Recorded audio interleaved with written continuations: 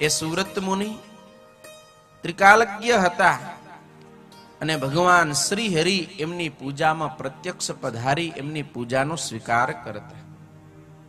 ભગવાન શ્રી હરિના અંતર્ધાન થયા પછી એ સુવ્રત મુનિ પોતાના ગુરુ સતાનંદ સ્વામીની આજ્ઞાથી આ ભૂમિ ઉપર રહેલા અનેક તીર્થોમાં વિચરણ કરતા કરતા કાશી, વૃંદાવન આ બધા તીર્થોમાં ફરી અને ઓરિસ્સાની અંદર આવેલ તીર્થરાજ જગન્નાથપુરીમાં પધાર્યા છે.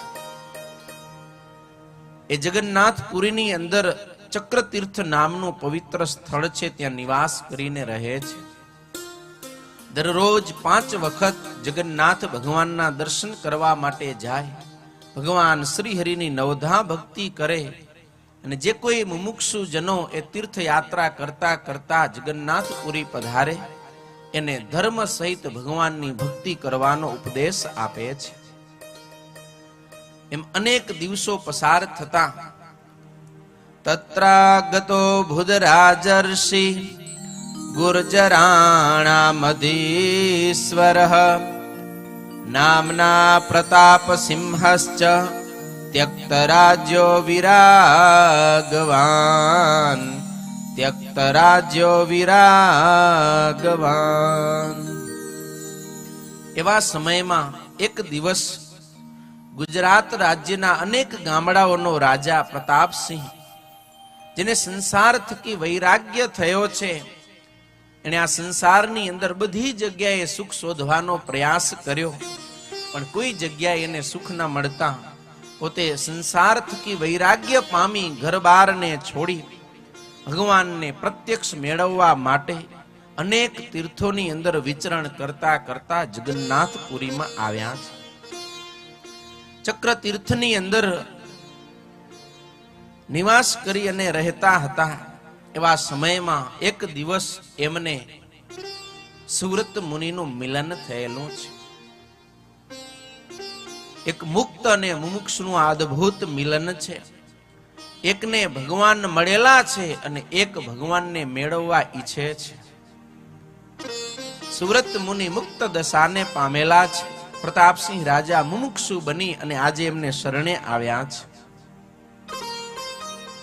પ્રતાપસિંહે જોયું કે આ સુવ્રત મુનિના દર્શન થતાની સાથે જ મારા અંતરની અંદર જે કઈ દુઃખ હતું, સંકલ્પ વિકલ્પ થતા હતા, એ બધાએ સમી ગયા. દુઃખ માત્ર ટળી ગયું. વિચાર કર્યો કે મેં અનેક તીર્થની અંદર ઘણા સાધુ સંતોનો સમાગમ કર્યો, પણ આ સંતને જોઈને મારા અંતરની અંદર જેવો આનંદ થાય છે ને એવો પૂર્વે મને ક્યારે અનુભવ નથી થયો. રાજા પ્રતાપસિંહને થયું કે જરૂર આ સંત મને પ્રગટ ભગવાનનો ભેટો કરાવશે. ને આવા સંત જ્યારે મળે ને ત્યારે જીવાત્માએ પોતાનું જીવન એ સંતને ચરણે સમર્પિત કરી દેવું જોઈએ. આ સંસારની અંદર જીવાત્મા બધી જગ્યાએ દુખી થાય છે. જીવ જો ઈચ્છે કે આ સંસારમાંથી મને સુખ મળે તો આ સંસારમાંથી ક્યારે સુખ મળવાનું નથી. કારણ કે આ સંસાર છે એ દુઃખાલય છે. ભગવાને આ સૃષ્ટિની રચના કરીને પછી એને બોર્ડ માર્યું, ટાઇટલ આપ્યું દુઃખાલયમ.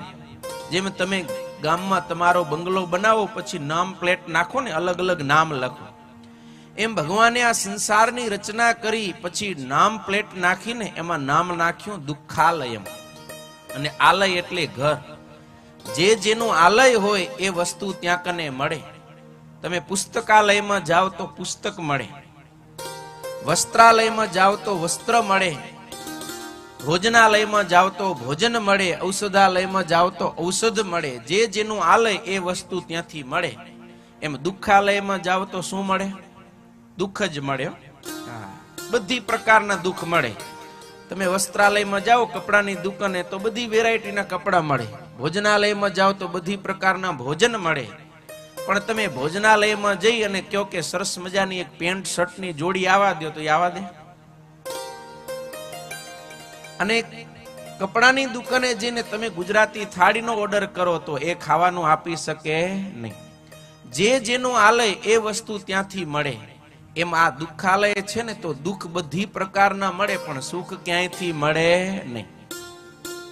અહીંયા બધાએ દુઃખી, કોઈ તન દુઃખી, કોઈ મન દુઃખી, કોઈ ધન બિન રહત ઉદાસ, થોડે થોડે સબ દુઃખી, સુખી હરિ કે દાસ. બધાને કંઈક ને કંઈક દુઃખ છે. જેની પાસે રૂપિયા નથી એ ધન વિના દુઃખી થાય, અને જેને ધન મળી જાય તો શરીર સારું ન રહેતું હોય તો એ સ્વાસ્થ્ય રૂપે દુઃખી હોય. કોઈને મનની બીમારી હોય, કોઈકને શારીરિક રોગ હોય, કોઈકને ઘર પરિવારમાં કંઈક કજિયા કંકાસ હોય, ધંધા બિઝનેસ બરાબર ન ચાલતા હોય.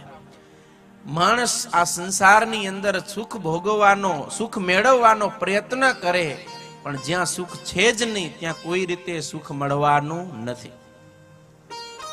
અહીંયા કને તો રાજા ભી દુખિયા, રંક ભી દુખિયા, બધાએ દુખિયા છે. સુખી કોણ છે? ભગવાનના સંતો. સંત સુખી સંસાર મેં. ભગવાનના સંતો છે ને એ જ આ સંસારમાં સુખી છે. ને એ શા માટે સુખી છે? તો કે એણે ભગવાનનું શરણું ગ્રહણ કર્યું છે. આ દુઃખાલય સંસારની અંદર કોઈ જગ્યાએ સુખ નથી, પણ એક જગ્યાએ સુખ છે. ક્યાં? ગોસ્વામી તુલસીદાસજી મહારાજે લખ્યું, સુરપુર, નરપુર, નાગપુર ये तीनों में सुख नहीं. સ્વર્ગમાં, મૃત્યુલોકમાં કે પાતાળમાં, ત્રિલોકીમાં કોઈ જગ્યાએ સુખ નથી. તો સુખ છે ક્યાં?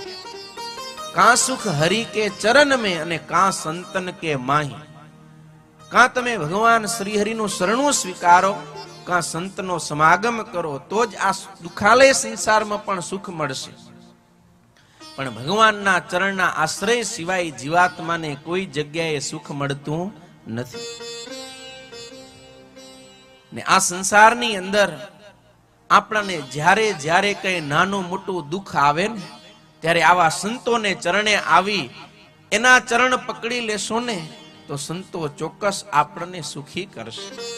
આપણા સંતો કહે, બળતો જડતો આત્મા સંત સરોવર જાય, સત્સંગ રૂપી નીરમાં તરત ટાઢો થાય. આ સંસારમાં તો ચારે બાજુ આગ લાગી છે. લાગી નથી લાગી? તમે અત્યારે આ સભા મંડપને છોડીને બારે આંટો મારી આવો 5-10 મિનિટ વહેલા, કેવો તાપ લાગે રહ્યો ને. પણ આવા ધોમ ધખતા તાપમાં આપણે અહીંયા કને આવી ભગવાન આવા સદગ્રંથો અને આ સદગુરુનું શરણું ગ્રહણ કર્યો તો કેવી ટાઢક છે, નથી આમ કે નહીં? બસ આમ સંસારમાં ચારે બાજુ આગ લાગી છે, પણ એ સંસારની અંદર આપણે આવા સંતોનું શરણું જો ગ્રહણ કરી લેશું ને, તો એ સંતો આપણને એવા સત્સંગના નીર પાસે કે સત્સંગના નીરની અંદર આપણે ડૂબકી મારશું ને, આપણા અંતરની અંદર જે કઈ ઉદ્વેગ હશે, તાપ હશે, એ ટળી જશે અને અંતરમાં ટાઢું ટાઢું થશે. માટે ક્યારે પણ જીવનમાં દુઃખ આવે ને, આવા સંતોનું શરણું આપણે સ્વીકારવું.